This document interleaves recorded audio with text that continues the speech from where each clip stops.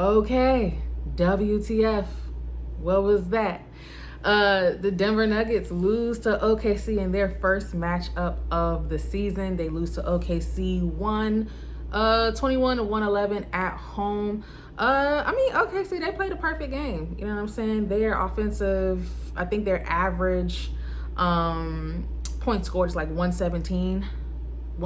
They scored 121 on top of just having excellent defense in this game. They've been the favorite to win the championship all game, and I think Denver has been their top contender all season. By the way both teams have played, especially by the way that Denver has played with and without Jokic. And in their first matchup, they clearly made a statement to Denver. It's just like, no, like, even though we have 3 rotational players out, y'all have 3 rotational players out, and even with the injury bug biting the both of us, y'all still can't beat us. So this was definitely a game that I wanted Denver to capitalize off of, with J-Dub and Alex Caruso being out. And long story short, Jamal and Tim couldn't hit anything. Yoke didn't attempt as many shots as you wish he would have. Did I mention Jamal and Tim couldn't hit anything? Yeah, that's the main part. And OKC hit everything. Like, they literally hit everything. Even though, because there was conversation around, OKC, they're not as offensively productive as they were last year, mainly due to like a decline in shooting for Cason Wallace and Isaiah Joe, even Chet. And especially with Caruso being out, there's that dip as well. But it's like they've still been killing teams even with their dip in offense. And they showed up to Denver tonight and said, what dip? what decline, what decrease in shooting are you speaking of? Because Denver, I hate when they do this. Denver, every team has a scouting report. Every team has a scouting report of every team. Clearly, Shea is the type of player where you're just like, we're going to double him. And they did. They did all game, and it got to a point where it was just dumb. I don't want to be disrespectful, but it just got to a point where it's just like, whether you take him one-on-one, whether you double team him, triple team him, quadruple team him, he's still going to do what he wants to do, and they're still getting points out of it. From the jump, Shea is doing Shea things, right? Jamal could never get active in this game. He went, let's see here. Let's start off with Jamal, who is an all-star for the first time. Congratulations to him. We don't want to forget that. In the night that he's announced as an all-star, he has like his worst performance of the year. But it's just like Jamal has given so much to this team. Like, he's clearly an all-star for a reason. He's an all-star because he earned that title all season. And, for him to have this game against the best team in the league, yeah, he had an off game. Of course, you want him to prove against the best team in the league, this is why I'm an all-star. But he couldn't do that today. And honestly, mainly because of Chet. Because Chet was not letting Jamal get anything. He got a couple stuff at the rim, but overall Chet was not letting. He was able to come in on weak side help, and he was not letting Jamal get the same layups that he would usually get against any other team, which is kind of wild because it's like every team has their rim protector, and Jamal is usually just very skilled at, driving, hezzy again, sidestep, whatever, what have you, high off the backboard, whatever, what have you. This was honestly just a game. I went back and I rewatched all of Jamal Murray's shot attempts, and it's just like, it's the same stuff. Well, I went back and watched his 3-pointers, all the 3-pointers that he attempted, and all the 3-pointers that he attempted is literally the same shots that he gets off every game. Every game, it's the same shots. They weren't speeding him up. It could have been some psychological thing because he's getting to the same spots. He's able to create space off of the screens, able to create space for himself. The ball literally was just not going in. And so it was hard to watch because, you know, he's had so many moments throughout the season where it's just like, Jamal, take over. And you were hoping it was coming, and it just kind of never came. Defense, I think he had like a steal. Yeah, he had a steal, he had a block. Ended this game of -13. 1 of 8 from 3, 4 of 16 total, 34% true shooting. You know, it's not what he wants. He missed a free throw. Denver missed 7 free throws. So we could talk about Jamal.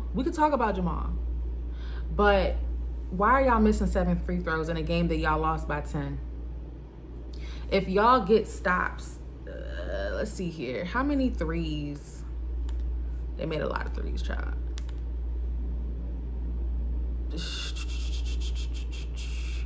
OKC shot 40%, 39.6. They shot, I'm rounding up. They shot 40% from 3. There was a point in the third quarter where they shot 50% from 3.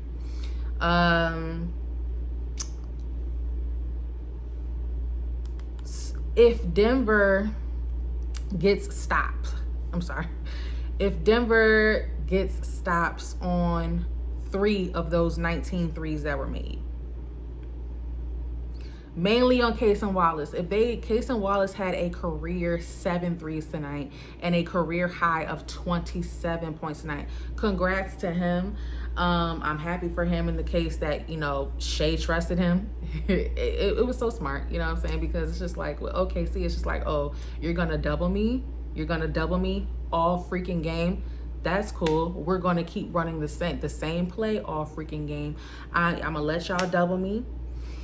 I'm going to pass the ball to somebody who can then pass. I'm going to go to this side. I'm going to go to this wing over here.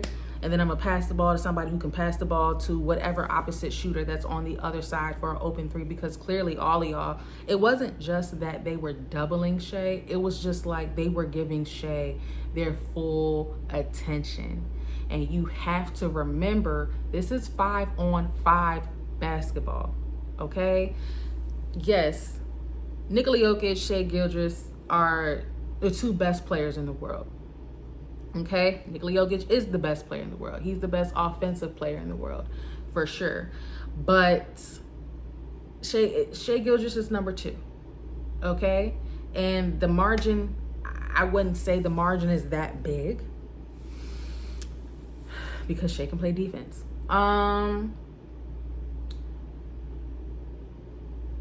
You're still playing 5-on-5 basketball. So yes, you do want to give Shai attention, but not at the detriment of leaving other shooters open. And even if the scouting report says, oh, so-and-so, Cason Wallace, Isaiah Joe, you know, Chet, Dort, they're not shooting well this season. Even if that's what the scouting report says, if you're in the game, and as you are playing in the game, they are showing you something different, you need to adapt to that. And there were moments, Denver was able to win the minutes when Shai was out. When Shai was out, they were able to run a 2-3 zone and had better coverage, better rotations in that zone versus when Shai was in and they would try to run a 3-2 zone. That way you have 3 people up top and 2 people covering the corners and, you know, able to rotate on weak side. But the thing that effed me up was running zone with Nikola Jokic is just not easy. Running zone with Nikola Jokic, if he's just not agile, if he's not in it, it slows you down. It slows you down and it forces everybody else to close out on players that they are already maybe not even that close to, because you have to kind of over rotate over here to help Yoke out. And 2-3 when Shai was out, they could run a 2-3 zone because you don't have to worry about trying to double anybody. And it was effective for a while. It was really hard for Chet. I want to think who was in that lineup. Chet was 10 for 3, especially in that 2-3 against Denver's 2-3 defense. And it was hard for them to really create any on-ball offense or just have an effective on-ball creator in that offense when Denver was running 2-3 while Shea was out. Shea comes back in, they're running 3-2, so now you have 3 people up top and 2 people that can double Shea. But like I said, you're leaving 2 other people in the corner, and that's where they're passing the ball to, even when Shea gets doubled. The thing about that, it's you're just shooting yourself in the foot either way, because let's just say Chet or Chet was usually in the corner when they were running this 3-2, and Chet was not cooking. Like, Chet could not shoot from 3 tonight. So it's just like, why are y'all constantly taking a gamble on Cason Wallace, who is shooting the daylights out of y'all, and not taking a gamble on Chet? Maybe, with defense, you don't want to overcomplicate things. They've already had, their defensive plan. They've already had their run through. And so maybe you just kind of want to stick to whatever plan that you had. But it's just like, if the plan isn't working, what is so hard about altering it? Mind you, I'm not a professional basketball player, so that's a lot easier maybe said than done for me. But it's just, it's in the case of, we're going to take a gamble on Chet. We're going to take a gamble on Chet, and we're going to take a gamble on Dort, because those are their weakest 3-point shooters right now. If we're in zone, do not over-rotate. If we're in zone and Cason Wallace is on that wing, or he is in that corner, it would usually be Jamal, the one or the two, the point guard or the shooting guard in the corners, in zone, or on, in those special areas. And Jamal, whether it be Jamal or Pickett, there were like 3 threes that Cason Wallace got off being supposed to have been guarded by Pickett. And while they're in zone, it's just so much over rotating, bro, where it's just like the basic fundamental, like all eyes are literally on Shea. You're not going to win a game when you're all focused on one player and literally forgetting like the other 3 or 4. And those 3 or 4 are making you pay for forgetting about them. This is the OKC Thunder. They've been whooping teams left and right all season. And yes, there have been games that Shea has led them to, I mean, damn near every game he's leading them to victory. There has been games where he's had to score 40 points, 35, 40 points just for them to win by like 5 or 10. But you're still playing the Oklahoma City Thunder. No. If the game is showing you cannot take a gamble on these players, then stop taking a gamble on these players. And yeah, that was basically the tale of the entire game. Shai Gilgeous, he was just freaking amazing, dude. Like I said, he was getting whatever he wanted. Whether it was 1-on-1, double team, whatever have you, he was getting whatever he wanted. Really, really great game from him. Spencer Jones was the main defender on Denver side for Shai Gilgeous, and in the game that they lost by 10, Spencer was a -22, and I'm not mad at it. It definitely became clear by the second half that Spence cannot guard him. It definitely came clear halfway through the game. It's just like, Spence can't guard him. And mind you, this is Spence's first time guarding Shai Gilgeous-Alexander. And Spence has had a lot of good success guarding the hardest players on other teams throughout the season. But that matchup against Shai, it proved to be a little bit too much. And I think Spence, he got into foul trouble a lot. Yeah, he almost fouled out. He had like 5 fouls. And, you know, that's just what Shea does. He knows how to get you in foul trouble. He knows how to bait you. He knows how to just like alter his body, Euro step, change pace, like all the things that you want a 10 out of 10 scorer to do. He can just do it. And then the ball just goes in with precision every time. So just not a good game from Spence. He'll learn from it. You know, it's like I said, it's his first matchup. It's his first matchup against OKC with him actually playing like real minutes. So he'll learn from it. I was getting very frustrated with David Adelman because it was just like,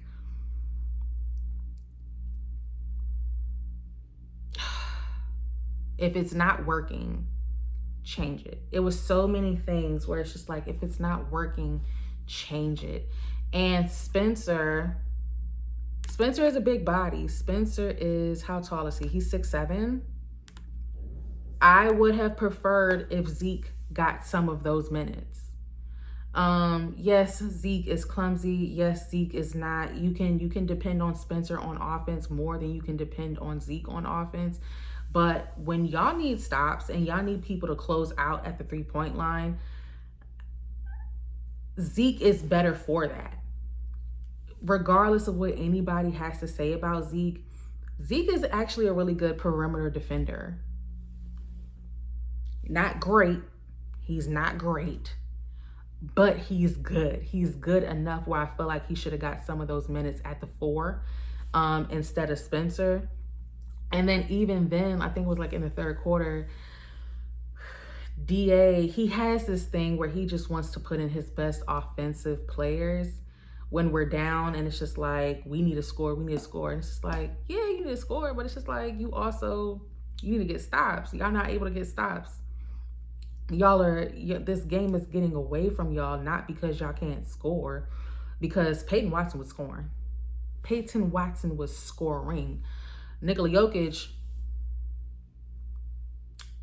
scored 16 points on 67%. So it wasn't like he wasn't scoring, but he wasn't attacking. He wasn't attacking the basket. He just wasn't taking a lot of shots. That he's only took 9. Nikola Jokic only had 9 field goal attempts. You would prefer that to be doubled, but Peyton had 17. He had 17 on 65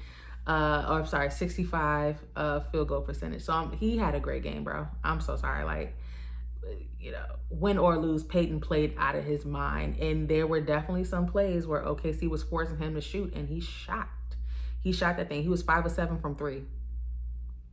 5 of 7 from 3. He was insane tonight. 29 points. He could have had a 30-piece, but he missed 2 free throws. There we go with them free throws again. Denver missed 7 free throws. So he could have had a 30-piece. He was a -9, but that's because like the deficit got to like 20. At one point they were down by 20. So the fact that they even finished this game losing by 10 with the help of that third string. The third string wasn't bad. I enjoyed the Hunter Tyson minutes. The few Hunter Tyson minutes that we got. But yeah, going back to Spencer, he'll learn from this. It's his first matchup. They'll get better. Same with Peyton. Peyton is usually also the one who has the responsibility of guarding the best player on the other team, and he couldn't do nothing with Shea Child. Shea had him on skates, baby. Shea had him on skates. And how tall is Shea? Let me see this. Gildress Alexander. Shea is 6'6". He's 6'6". Yeah, Spencer, even though he's been tasked with guarding the best players on other teams, those players are usually like the forwards. And even if they are guards, they're more like big body. Like when they played the Clippers, Spencer did an excellent job on Kawhi. Mind you, they did double Kawhi about most of the time, but he still did a great job guarding Kawhi.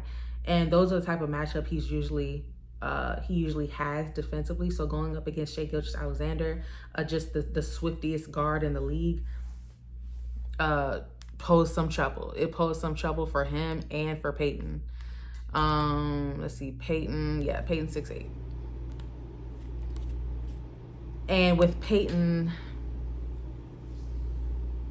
yeah, I don't have too much detail on the analysis of that. I just know it just didn't work out defensively for either one of them. Nikola Jokic, yeah. We are back to Denver Nuggets defense with Nikola Jokic in the rotation. And it's just difficult. It's difficult because he doesn't play hard defense because he doesn't want to get into foul trouble. And then he also is just not quick enough to close out wherever he is. Sometimes he truly just doesn't even put a hand up. He doesn't even make it look like he's about to contest anything.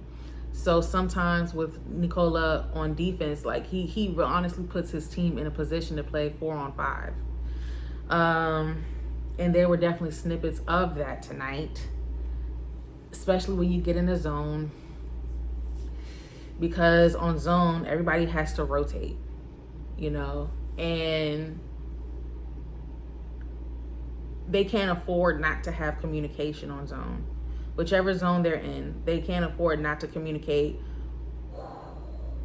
Who are you guarding? They can't afford not to be aware of who is in their zone. They can't afford not to communicate, so-and-so switching over here or so-and-so's back cutting over here. Like they can't afford not to communicate on zone. So he wasn't great. Let me see if I can see what his defensive rating was tonight.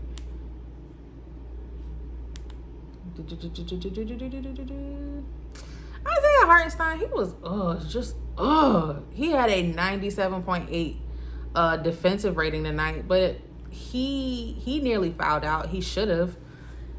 Because here's the thing with Dort and iHeart, I'm just ranting right now.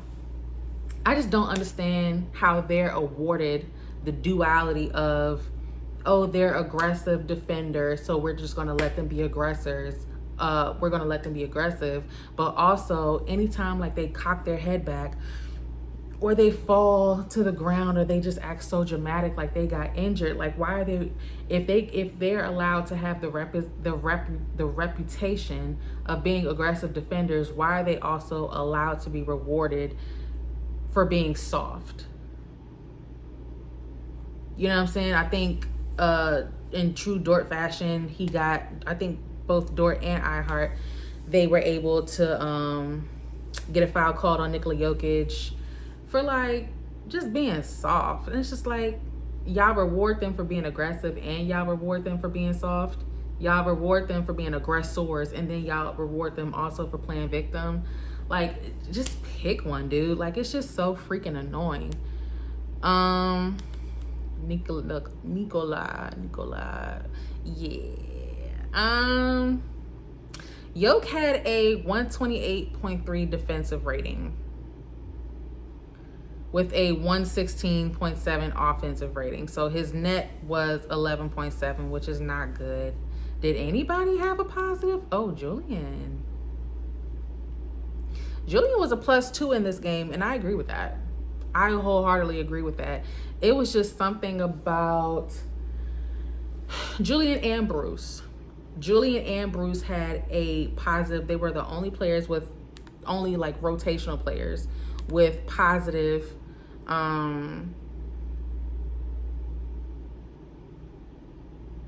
with a positive plus minus, and that's because they were pushing the pace of the game.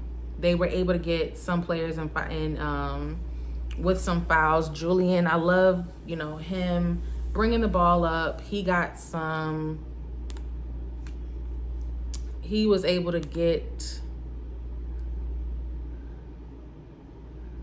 Julian had 9 points, but he played 23 minutes, and was a +2 in that. And then that was definitely felt. He had 2 steals.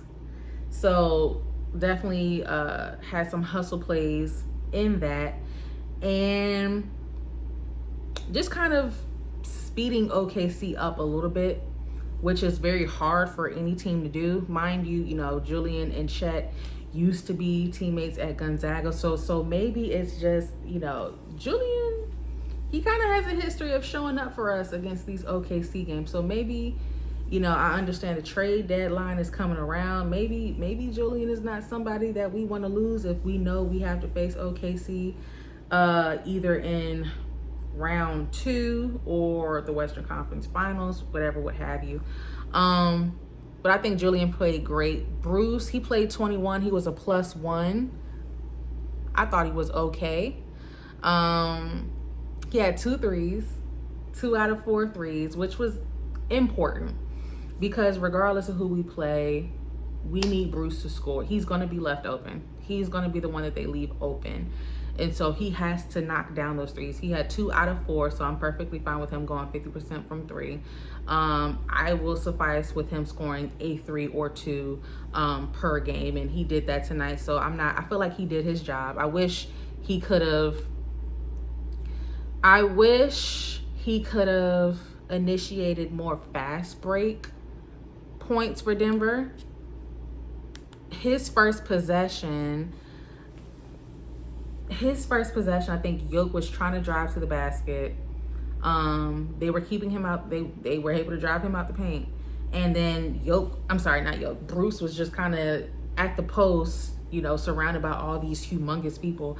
But Yoke was able to feed him the ball, and then he goes up for a layup, misses the layup, but gets the foul call. And that's what you need. That's something that I wish Jamal could have did more.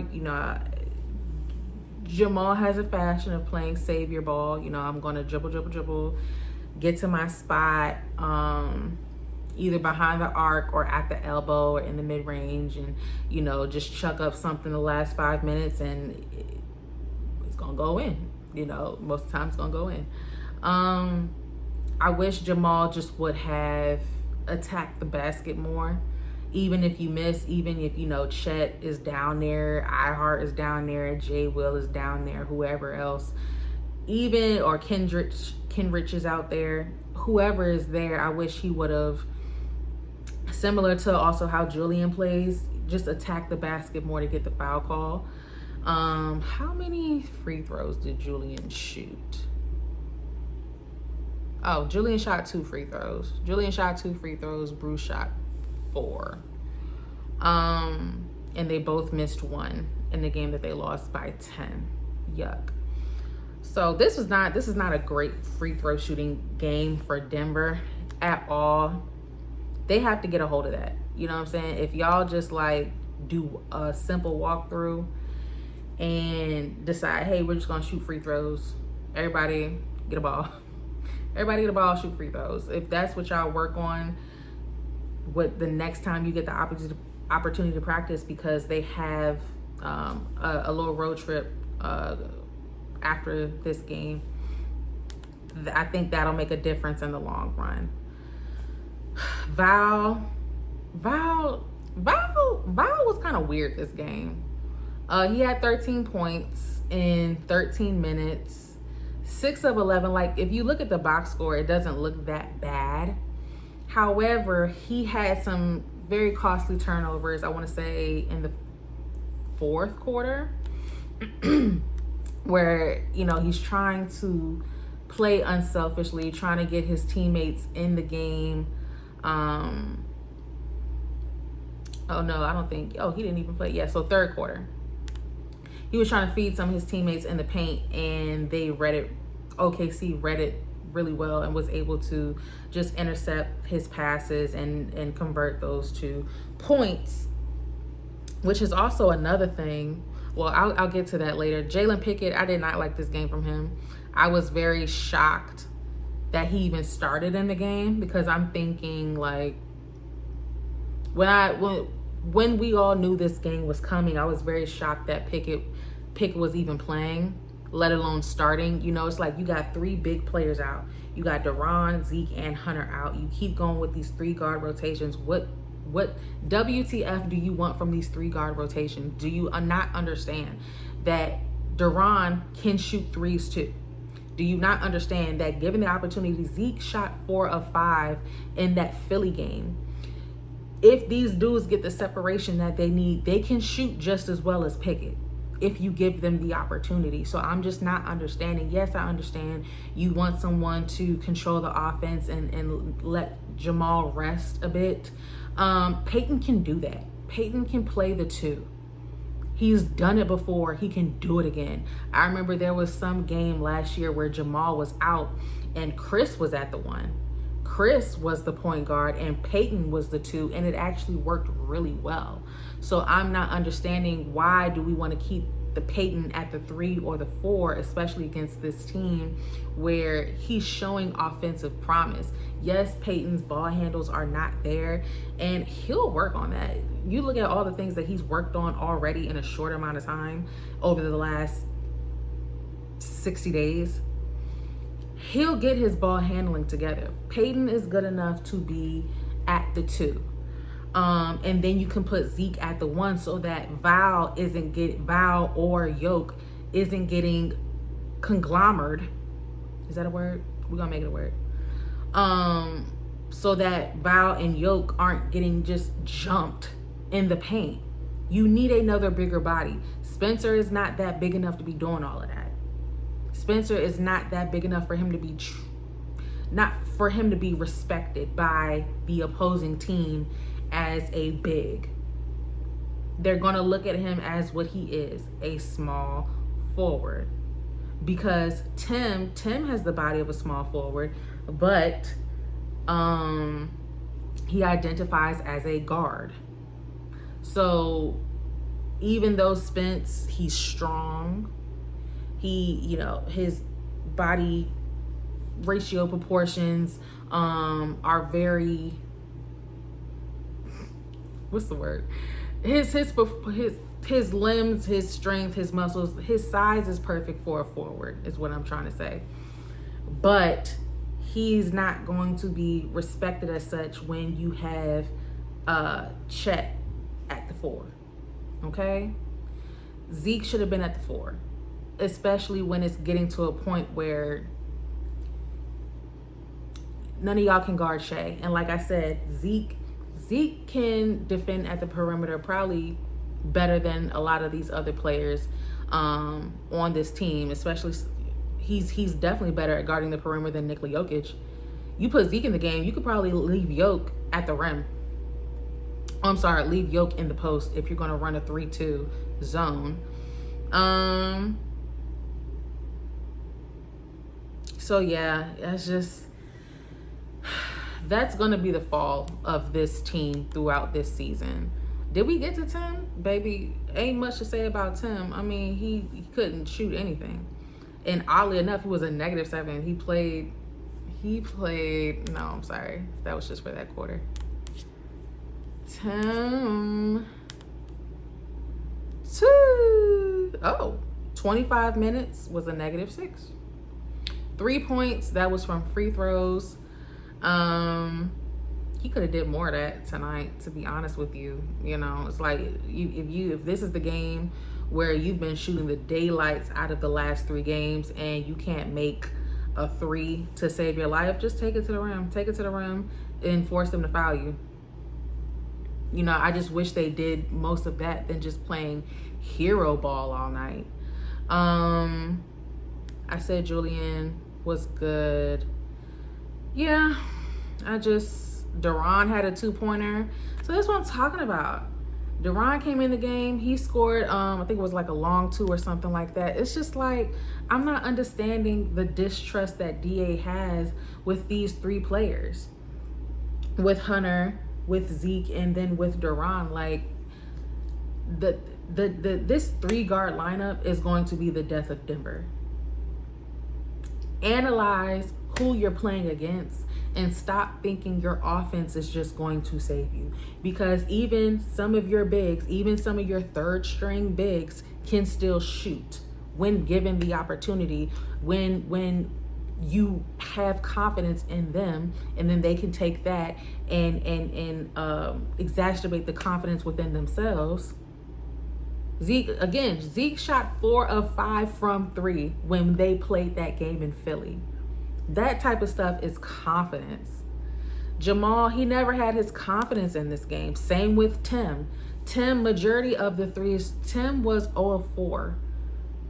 I don't remember the last time he went 0. I think he went like 1 of 7 a couple games ago, but to go 0 of anything, most of the shots that he missed were overshot, meaning like they would hit the back of the rim. And that could just be anxiousness. That could just be excitement. Usually if the shots keep hitting the front of the rim, that means you're undershooting it, and it could be a sign of fatigue, a sign of insecurity, uncertainty, hesitation. But majority of his shots were just bricking right off the back of the rim. So to me, that kind of shows maybe excitement, maybe feeling sped up, not really getting in your true rhythm, or letting them run you out your rhythm, which I don't feel like the shots they were getting off was the same shots they get off in every other game. Him and Jamal. I think it was more psychological because this is their first meeting. But their next matchup is going to be interesting. It's going to be interesting. If, baby, I just hope. I hope this is high. We have 3 more matchups with them. I hope that we could end it with a tie, because we're going to see them in the playoffs regardless. Yeah, I don't want to go into the playoffs and we're 3-1 with OKC. I don't want that. I think our last game of the season is against OKC, actually. Either our last game or our second to last game is against OKC. So, Tim, welcome to Denver. I think for Spencer and Tim, this was their welcome to Denver moment. It's pretty similar like in football. So I'm in the DMV, right? So it's just like you're on the roster, you're on the Ravens roster, right? So you're technically a Ravens player, but you're not really a Ravens player until you beat the Steelers. When you beat the Steelers, that is your welcome to Baltimore moment. And I feel like for Spencer and Tim, this is their first time playing minutes as Denver Nuggets against OKC. I think this is their welcome, their real welcome to Denver moment. Because we going to need y'all. The way y'all been playing for the last 2 months, 3 months, that's what we're going to need in the playoffs, and playing specifically against OKC. So welcome to Denver. Welcome to the Nuggets. I just need more minutes from Deron. I need more minutes from Deron. I need more minutes from Zeke. I need DA to trust them more. Even Hunter has shown like some promise on the defensive end. So I need DA to get it together. I need him to get it all the way together, and trust those guys. I need you to instill some. I don't know what the plans are for any of them come trade deadline, but if you know who you're keeping, trust them more. Trust them more, so that when we have to play other lineups, other teams that are bigger, other teams that are faster, it just makes your lineup that much more versatile. Okay, see, their roster is crazy, and they could really just throw any type of lineup at you with or without Shea, because what is the coach's name? I feel like I'm gonna butcher his name. The coach has instilled so much confidence inside of all his players, and he gives them all minutes. All some type of minutes, maybe not all child, but from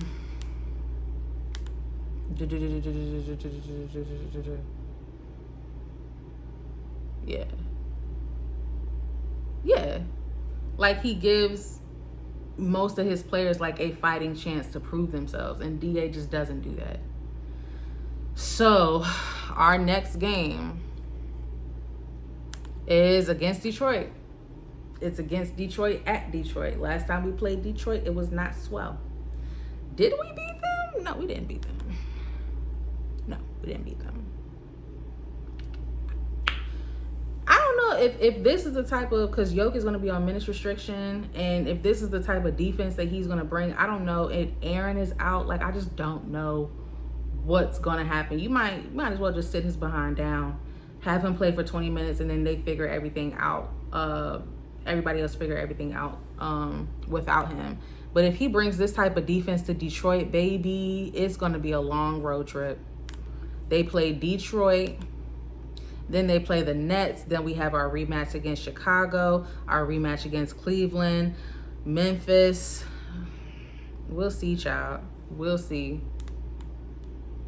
Oh, Chicago got rid of Javon Carter. So we might win that game. If you a Denver fan, you probably know what I mean by that. But anyway, next game, Detroit, 7 p.m. Eastern Standard Time. We'll see how that goes. We'll see if Yoke being back actually makes them better and we can get the win off of that. Until then, maybe Jamal and Tim could kind of reinvigorate their shooting capabilities. We will just have to see. Until then, this is Kiana Talks Ball, and I will see you guys later. Have a good one.